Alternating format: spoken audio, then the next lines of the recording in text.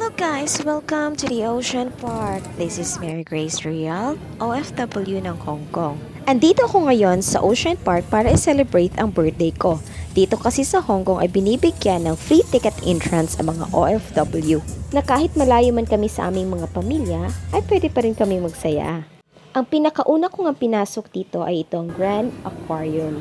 At sa haba nga ng pila ay kailangan mo rin ng mahabang pasensya. Kaya bawal talaga dito mainitin ang ulo, otherwise makakaaway mo sila.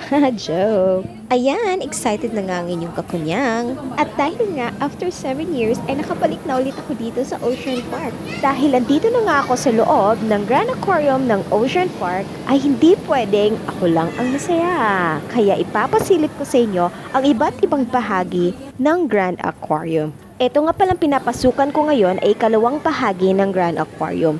Pasensya na at hindi ko na napasilip sa inyo yung unang aquarium na pinasok ko. Grand Aquarium ng Ocean Park mo mai-experience ang isang napakaganda at nakakamanghang journey. Isang napaka-exciting opportunity para ma-explore ang tinatawag nilang sea home na napapalibutan nito ng mga sea cucumbers and starfish. At hindi lang yan, meron ding spectacular reef tunnel na makikita ang napakagandang ecosystem na surrounded ng coral reefs.